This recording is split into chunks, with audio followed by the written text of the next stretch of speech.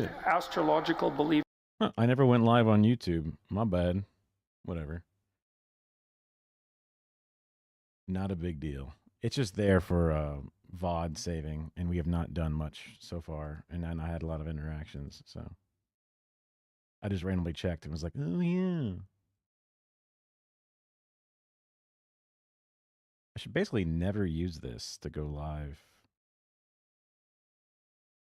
If that's the case,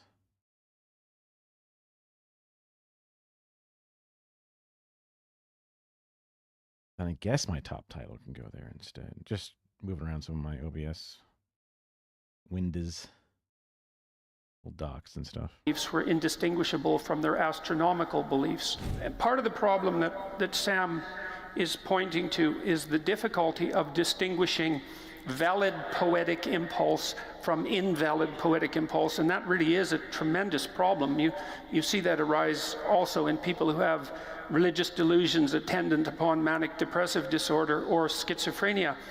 But so much of what eventually manifests itself as hardcore pragmatic scientific belief has its origin in wild flights of poetic fantasy. So his point is that while he personally doesn't believe in religion, it seems, he does think that religious belief is good for the stupid masses of dumb idiots to embrace because it's got simple rules to live by. And they'll, like, come to science eventually, I guess, because the people who built Stonehenge believed in fantasy but also thought the stars were relevant, which in some ways they are. Or whatever. Sure. You know, I'm not going to dig into that. I'm not going to dig into religion. I'm so tired. I just wanted to establish that Jordan Peterson doesn't believe in God in the way that people other than him would define God or believe or in. It's such a, I mean, I never really, I mean, I'll just say it again. I'm blown away by that being a thing, because I always assumed that he had that pretty deep inside of him. Like, he gets the suit, all the Bible verses built inside of it. I wonder if at any point he ever slowly starts to change, I guess, in that way, but still. Or all the other words. These clips from Surrounded show that Peterson is, objectively, being disingenuous about his religious beliefs for the sake of a larger goal. He's this stuffy intellectual who wants to pretend to lead by example because he thinks it's good to promote religion, even though he himself doesn't need religion. And this is important because from here on, we know this now. We know that every clip we've watched is Peterson being a squirrely liar trying to squirm around that fact. That's why he won't directly answer any question, because he knows the people he's trying to reach won't like the answer.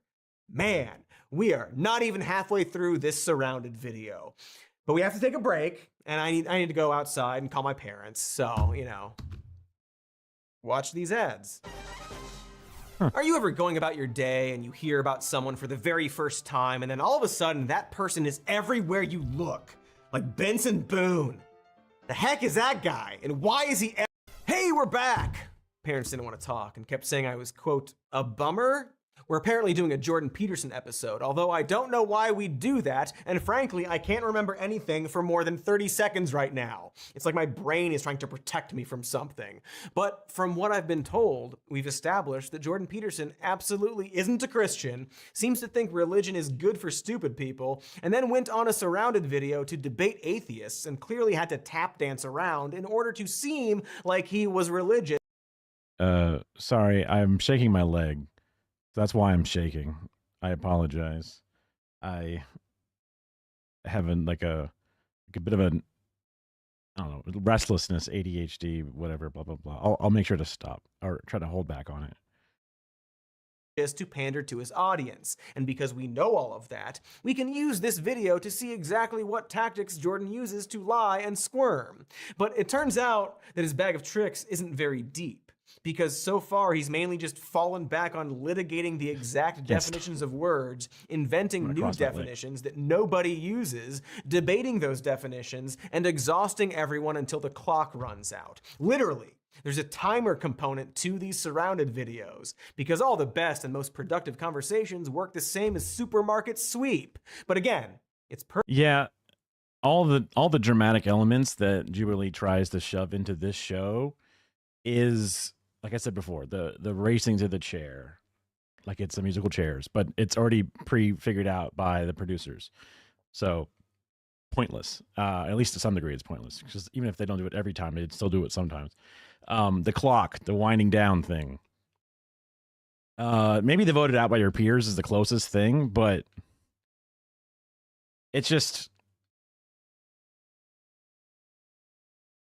it gives them a different element to play. They can game the system by playing the clock out of all the things.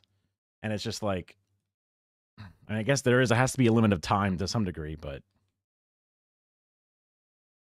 the goal is not to have a good conversation. The goal is to gamify the conversation. Perfect for Jordan Peterson. He's the supermarket sweep of philosophers, after all. And this is where we get to his next big claim, which might be my favorite of them all. My next claim is that everybody worships something, including atheists, even though they might not know it. Oh, it's beautiful. Art even. The vagueness. The instant setup for wordplay. Wonderful, frustrating claim, sir. They are about to debate this claim for 20 minutes of the video, which is grotesque. I can voice a rebuttal to his claim in just one word. Are you ready for it? Let's play the clip again so I can reply. My next claim is that everybody worships something, including atheists, Okay. even though they might not know it. Sure. That's the rebuttal. You could also go with, okay. Either Right. one works. Because, yeah, sure, fine even. People worship things. That's the other thing is like I've seen where like they're like if you're a Christian supremacist or whatever, you love what Trump has done. And then people run up to him and sit down, and then they go, actually, I am a Christian fundamentalist, and I do like what Trump has done. And it's like, okay, so why are you here? It sounds like you agree with me. Star Wars, spouses, they're It's just supposed to be that they create a statement, and then people go like, I need to respond to that statement. I need to refute that statement, and people run up to debate it or whatever. Where it's like, I think Donald Trump is bad for America. People go, oh, and then they run up. I need to, explain. Like, what do you mean? Why do you think he's bad? Oh, I will give you more information on it. Okay, well, after hearing that, I disagree based off these points or whatever. It's just like, I think you really worship something. Again, leaning on the let's define what worship means. And then even if you don't know you do kind of something. And then it's like Cody said, sure, okay, whatever, I guess if that's what you think. If you think I worship hobby and personal time or the affection of my loved ones, the respect of my peers, okay. Has nothing to do with anything. perfect little dog who recently hurt her back sneezing because she's the cutest little lady in the world and she's so sweet and she'll be okay. I guess I'm not sure how saying that everybody worships something is a checkmate atheists type of moment. The fact that people worship things doesn't prove or disprove the existence of God or the validity of Christianity. It almost goes against the whole, like, if people are able to find such profound worship of all kinds of things, it almost muddies what worshiping God even is. It makes it so mundane. It's like literally everything else. It might redefine God and obscure what this debate was supposed to be about, but it doesn't do much else. But because this is a debate show, everyone is about to run to the chair and get into just the most annoying conversations about the definition of the word worship. No one can just say, who cares? Or so what? Even though that's the actual response here. Also, did I mention that they have to literally run to the chair and be the first one there to get to debate? Surrounded makes you run to the chair. Again, like supermarket sweep. What does physical speed have to do with your ability? Yeah, it's a very dumb show, and it's the dumbest part of the show because sometimes there's a guy on this side, on the opposite side of the person, and there's a person right next to the chair. How the fuck is that even supposed to be, reasonable? It's not even like they rotate. It's just dumb.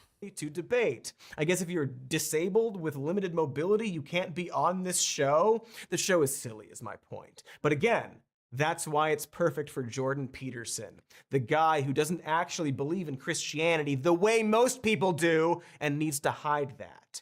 He wants to run out the clock with a big confusing conversation on a big confusing show. His own little Lewis Carroll word maze to pass the time. And yet, what's extremely funny is that he somehow, incredibly, ends up losing that game. How do you define worship? Prioritize. Prioritize. So almost like having a preference over something rather than the It's a other. hierarchy of preferences. Yeah. And you use it to direct your attention. Okay, not what worship means, but okay. We have our definition. And again, sure, people do prioritize things over other things. This isn't a revelation. Atheists, despite not believing in God, still prioritize things. So, I prioritize water over candy. Does that mean I worship water? I prioritize pink starbursts over yellow ones. Do I worship pink starbursts? Dude, for Is he sure. saying that anything we prioritize, even lastly, is something we worship? Let's ask. So at what point is it worship? Because it sounds like you're saying It's worship is almost a shades. spectrum, right? Or it's not a binary. It's not a. It's kind of like, that's a good So question. when It's is like when is it worship as opposed to just I love my wife? the closer you get to the top or the bottom, the more it's more like How worship. close to the top? You see how easy it is to get lost in all of this. This has nothing to do with Christianity or religion. They are just talking about what Jordan Peterson thinks the concept of worship is. And I guess he thinks that worship is when something is at the very top or at the very bottom of our hierarchy of priorities. Fine. Sure. Fine. But as this guy is inquiring, definition. it seems like there's a cutoff there. There's a line where something goes from being a priority to a worship. So what does Peterson say about that? I don't think I worship anything. And if you're saying I have to hit a certain threshold for it to be worship, it is possible I don't worship anything then, right? It's not possible that you don't worship anything. What do I worship? Because you wouldn't attend. Well, love. So you think I Apparently. worship love? Do you attend in consequence of love? I See, do. I'm trying to define something. What Right. do you mean worship? I told you what I meant. So What do mean- you mean? Hey, you lost. You lost your own word game, Pete. As this guy points out, in this weird semantics debate, that if worship is when you cross a threshold of priorities, then not everybody necessarily worships something. He set up his own Even if he individually does cross that threshold, the fact that there is a set difference between prioritize or, think is important versus as important as it means to meet that threshold, then someone out of the billions of people will eventually just kind of go meh to everything. own weird rules in his own weird game and lost. So he panics, sputters, asks the guy what he thinks it means, and then goes back on the thing he just said a moment ago. Over See, any you're other human, making but I the don't assumption. think that she is some You're making the supernatural being. assumption that only the thing at the top or the bottom has anything to do with worship. And I'm saying that's not true. It's a hierarchy of prioritization. Motherfucker, you just said that it was about the bottom or the top. We just heard you say it. Here's the clip. And It's worship is almost a shades. spectrum, right? Or it's not a binary. It's not a. It's kind of like, that's a good So question. when It's is when is it worship as opposed to just I love my wife? the closer you get to the top or the bottom, the more it's more like How worship. close to the top? At some point, the horror has to dawn on you that the point Jordan Peterson is making is that everyone likes stuff and has one or a few things they like the most. That's really it. He's using slightly bigger words and tangling it up in a philosophical tone, but he's saying that everyone likes things. And people like some things more than other things. And I guess What? because everyone likes stuff, that means that atheists are actually religious. Again, they debate this claim for 20 minutes. Just a group of people arguing over the definition of a word. Maybe we shouldn't have to debate something like this. It's not really worth debating. Or to quote a great mind, For an Well, opinion? just because people are stupid about things doesn't mean that their opinion is valid. thank you. Great point. See, this is the power that Peterson absolutely has. He knows words, he's a word knower guy. This is why a lot of people find him to be smart, until you really start to think about what he's actually saying or look even a little into the validity of his claims. He's very good at this. It's his true talent. He is a bullshitter. He throws out a big ball of words and forces you to untangle them, only to realize they are meaningless. There's just a turd in that ball. And by the time you realize it, he's gone. I mean, here I am doing that. I'm doing this video instead of a video about a real problem in the world, or like cleaning. Probably not cleaning. I mean, I could be playing Minecraft, actually, or making food in the game Valheim, or making spice. I've never played Minecraft. It just never made sense. Spicy food in Dune Awakening, but I'm here instead. And in a debate form, this is very effective.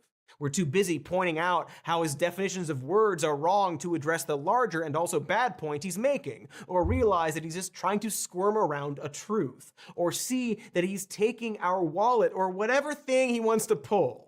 We didn't even get to Peterson's final claim, which was that, quote, atheists accept Christian morality, but deny the religion's foundational stories.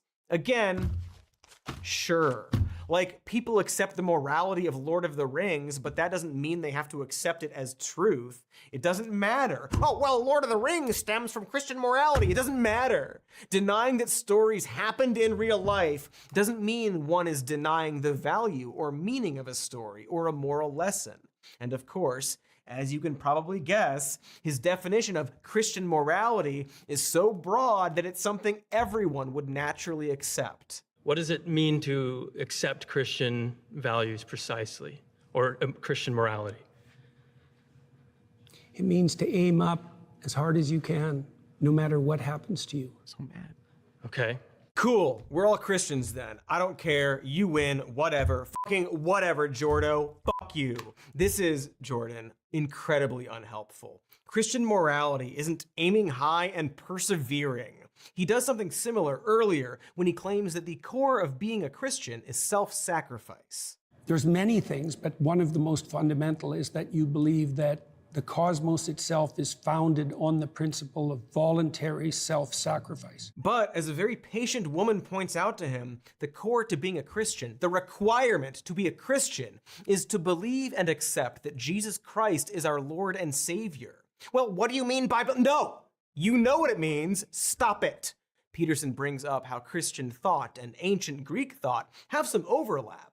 And the very patient woman asks him, okay, let's say someone just happens to have morals that overlap with Christianity, treating others as they wish to be treated, self-sacrifice, whatever. Is that person a Christian? Pre-Christian philosophers, for example, and they noted the similarity, let's say, between pre-Christian Greek thought and later Christian thought, and presumed that there were moral actors outside the Christian domain. Right. They're so is that addressing person the Christian, same- though? Does that make that person a Christian? If someone has values that happen to overlap with Christian values, does that make a person Christian? His response may not surprise you. Is that person Christian? Well, to some degree, again, that's a matter of definition, because Exactly. they wouldn't. Incredible restraint from her right there. Exactly, she says, stone-faced, fire in her eyes, correctly. She also points out that by Peterson's definition, if we also ignore that he elsewhere defines God as conscience, God is what you prioritize or worship at the top or the bottom. She points out that many different people have many different values. So by his own rules, there are many, many gods. Could there be that someone has a priority at their foundation that is different from someone else's? Oh, definitely. Essentially, there's not one God, but there are multiple gods, and these gods exist in some realm of truth. It's true that this person has one God and it exists. Yeah, probably better to think about it as multiple values, but that there's a hierarchy of values with something at the bottom. Right, but at the Or bottom is top. God, and there That's are... a definition, yeah. That's a definition, yeah. Yours, Jordan. So there are multiple gods. Well, no, multiple values. But at the bottom is God. Well, that's a definition. It's just, he's a frustrating man. He has created this rhetorical prison for himself to be stuck in. Yeah. It's weird that this guy has like 5 definitions of God and seems to think that you can be categorized as a Christian without thinking that Jesus Christ is our Lord and Savior who died for our sins. But anyway, as I mentioned way before, whenever anyone brings up a negative aspect of Christian morality, Peterson simply says that the bad stuff doesn't count because he personally isn't interested in it. Well, I can't explain the rapture to you because that isn't something I concern myself with, and that's more of a sectarian belief than something that's central to Christianity. So in 1 Samuel 15:3, God says, go and slaughter the Amalekites, slaughter the men, the women, the children, the infants. What's the justification for that? Is that in line That's a with good Christian question. ethics? That's a good question. I don't really know what to do with the terrible, blood-soaked, saturated history of the human past. It's so slimy and obvious. Well, I don't concern myself with that really important part of the Bible. Well, I don't know what to do with the blood-soaked history of humanity. Well, we're not talking about that. We're talking about God demanding that blood-soaked history. It's like playing a board game with a dirtbag child who changes the rules, right? He says that atheists accept Christian morality and then excludes anything that makes that statement wrong. He refuses to say he's a Christian or define himself clearly, so he can just build a belief structure around whatever makes him seem correct. Or, failing that, he just completely halts the conversation by debating the meaning of a word. And even when we know that's what he's doing, we can't help it when the deviations are so juicy and stupid. And then 400 years later, he commands the Israelites to genocide their great-great-great-great-great-great-grandchildren. That's not a just war at all. And also, a genocide is not a war. Well, a genocide can be a war, but Absolutely not. look, Yeah, what that other guy said. Holy shit, Jordan Peterson. And he's not the only person on the right to do this. Not justify genocide, although they also do that, but rather play this incredibly annoying word game. This is where we, thankfully, get to step away from this Jordan Peterson video. Because all of this weird semantics tangle, is very common for a lot of conservative debate types. Words in that industry are their tools, after all. And because they are liars, they have to use those tools very loosely. One of the easiest ways to do this is to constantly change how literal or broad they are being with the definition of words. And while we've been talking about the broad side, it's worth talking about the literal side. Well, first of all, it's not a baby, it's a fetus. Well, what does fetus mean? A fetus is in utero. What does fetus mean in Latin? What the f? I'm sorry, is this It a means language class? this This little is the human best being. clip. Ooh, this smile is very creepy. Oh, thank God it's a clip of Charlie Kirk. Thanks for the palate cleanser, man. So this was another viral clip, mainly because of that Babadook-ass smile he gives her. But putting that aside, as this lady clearly realizes, what does the Latin definition of fetus have to do with the science of what a fetus is? Even a child could figure out how stupid that is, right? The etymology of a word, while neat or interesting, isn't the end-all definition of what that word truly means, especially in modern language. It's Right. just a name. It's just what we called something when we first realized it existed. Allosaurus means different or strange lizard. Yeah. I was trying to think of an example of a word that has a particular, hey, this is cool, but what does cool mean in English? Cold. Ah. But you said it's fire. How could that be? Owned, atheist, you know, like Lizard. That doesn't mean it watched a bunch of obscure mumblecore films or did the Naruto run everywhere, right? It just means that some people found his bones and decided to bully him, I guess. Or her. You get it. Everyone understands what I'm saying, including Charlie Kirk. But because he didn't want to actually debate abortion, he had to make us debate words. Really old words. This definition game has to be the most pathetic and obvious tactic. And yes, of course, Jordan Peterson also does it. Is sin like a part of Christian morality? what do you mean exactly? Sin as Like a part? the It's concept- her blush makes it look like she's got like a cold. Like her makeup made it look like she's like, it looks like she's like a Franken Bass character who's supposed to be like, ooh, I'm chilly in the North Pole. sin? Okay, Yeah. it's derived from an archery it's term. it's and it means cute, to but it's just miss the funny. target. Oh, great, we're back with this video. Oh damn it! I was too busy thinking about Franken Bass. Jordan Peterson also does it. Is sin like a part of Christian morality? What do to you, what do you mean exactly? Sin as Like a part? the It's missing concept the. of sin? Okay, Yeah. it's derived from an archery term, and it means to miss the target. Oh, great, we're back with this video. We had a brief moment of air with Charlie Kirk, but here we are again. Everyone knows that sin doesn't mean to miss or whatever. It's a larger concept tied to a religious ideology and therefore has multiple definitions. He should understand this since up until this point, he's been nothing but loose with words. Genocide can mean war, but sin means this one thing only. But when he wants to be, Jordan Peterson will suddenly become extremely obtuse about how complex or polysemous words are interpreted. Here's a fun gem. You know, we have Pride Month. Well, what are we celebrating? First of all, how about we don't celebrate pride? Pride's a cardinal sin. And you might say, well, they don't mean pride. They mean, you know, it's a group of oppressed people and now they're just finding their identity. Oh, you do know the answer there. They're getting some security in that identity. And so what they mean by pride is security in that identity. It's like the word's pride. Yeah, but do you mean sin as in missing the mark? Because then how is that so bad, Jordan? I thought sin literally just meant to miss something. Hey, Jordan, do you think maybe the whole point is that this group of people was made to hide and feel shame for who they are, and they might be now using the opposite word to point out how they're not going to be ashamed for who they are anymore? Like, you explained it to yourself out loud. Hey, Jordan, you are proudly a member of a group of people called the intellectual dark web. Are you okay with that? The dark web is where people do sinful crimes. How dare you, Jordan? Anyway, this is child shit. He's talking child shit.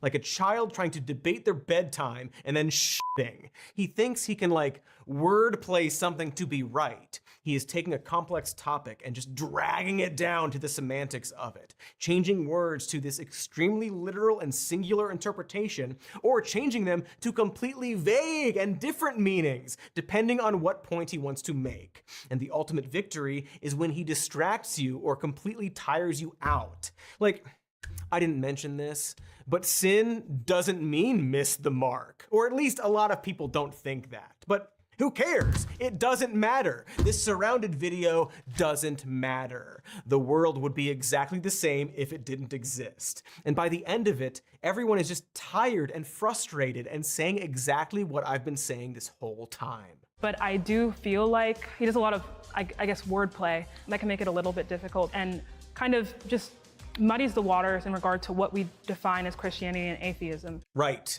So what was the point? It's empty content. It doesn't really instruct or intrigue when it comes to philosophical debates about religion or God, because it's not really about that. It's mostly a 90-minute video of people debating the interpretation of words, which I guess might interest someone curious about linguistics or what it feels like to have a stroke or the worst ways that liars lie. And while most people see how useless Jordan Peterson is, I really need everyone to realize that this also reflects on these surrounded videos. They released this video. And sure, they probably have some use in that they've changed a few people's minds along the way. They're definitely entertaining sometimes. They create hot con reaction videos starring Cody, but they are ultimately a net loss in terms of progress or political discourse. And this video really shows that, because it shows how Surrounded is built for people like Jordan Peterson or Charlie Kirk. Liars, hucksters, not exclusively, but mainly for these types. So after the break, we're gonna stop talking about this video, and talk about why we're talking about this video. All right, well, goodbye for like a few minutes. Every once in a while, the team here... Now they're just not picking up. Okay, ads are done. Jordan Peterson, Surrounded. I'm not going to recap because you can just watch it yourself. It's time to take this one video of Jordan Peterson, the weird liar, lying about his beliefs by playing word games, and zoom out to the entire right-wing movement. The phrase I'm going to use to broadly describe this tactic is tangential logic. They're using tangential points to meander off the subject, often trying to embed themselves in these digressions in order to change the argument, or at times, reality itself. It doesn't just have to be wordplay, mind you. For example, here's a very good and funny example of one of these ghouls trying to bog down a conversation with logic and then failing. But I'll tell you something you're not going to want to hear, and I admit I'll call it dickish. Utilitarianism is typically the villain in most movies. I don't care. Never gets old. And yeah, that really should have been what most people said to Jordan Peterson in that video. because the points he was making were tangential to the larger debate. So it's not just about wordplay, but it's mostly about wordplay, because I would argue that the right-wing attack on words is one of their more powerful and devastating tactics. Just look at the word woke, or DEI, or groomer. Those words used to mean specific things until conservatives stole them and gave them new tangential and broad definitions that evoke emotional responses in their base. And at first, people might try to point this out. The first argument is usually people trying to reclaim these words back to their original meaning. But eventually, everyone just gives up. People start saying woke, ironically, mocking the right, until they are just saying it. For example, the word cuck. That was originally a word exclusively being used by, well, cucks and right-wingers, often as a broad insult, to the confusion of others. Because who cares if you're a cuck? You want to watch me bang your spouse? Sure. It's not free, but sure. But over time, everyone started using it ironically, then just using it until the Democratic Party's Twitter account is essentially calling Stephen Miller a cuck, all because he really likes being cucked by Elon Musk. Leave the poor cuck Stephen Miller the cuck alone, guys! While it can be harmless, it's often not. More often, it's quite bad. For example, they are now scrubbing all mention of DEI from the government. And just like Jordan Peterson, they are doing this very obtusely. The words equity and inclusion, for example, mean multiple things. But since they are just broadly going after the words, various financial forms that have nothing to do with DEI are being deleted. Even when it is technically DEI, that phrase meant something different when it was first enacted, right? That's why stuff like veteran support groups are also getting purged in Trump's anti-woke crusade. Don't get me wrong, I don't think any of this should be purged, but I doubt the people who think they're against DEI intended to do that. But the fact remains that DEI existed and helped a whole lot of people, including Trump's current vice president, before Trump showed up and decided it meant something bad and broad and different. Again, they're waging a war on the words themselves and not really the complex meaning behind them. And of course, Trump is the king of all of this. The word salads, the vagueness, everything Peterson does, Trump does better. The mob-like, indirect way he speaks has made it so anyone can interpret him in any way they need. Here's just one of a million examples. But what kind of realistic change is that? Do you think you can provide single parents, married parents, any kind of parent, to just simply afford children in today's world with the way things are? Right? It is not fair. No. And what we're going to do, and I'm going to because I understand exactly what you're saying, we're going to readjust things so that it's fair to everybody, because it's really not fair to everybody. Why is this in a barn? A lot, and we're going up higher, but we're also going to readjust because you have to make some readjustments. It's unfair to some people. And we're not going to have that. So he's referring to child tax credits. And the exact quote is, we're going to readjust things so that it's fair to everybody, because it's really not fair to everybody. But we have a lot, we're going up higher, but we're also gonna readjust, because you have to make some readjustments. It's unfair to some people, and we're not gonna have that. That's from a Fox News clip with the headline, Trump vows to ease childcare cost burden for struggling parents. But, did he? Did he say anything close to that? What did he even say?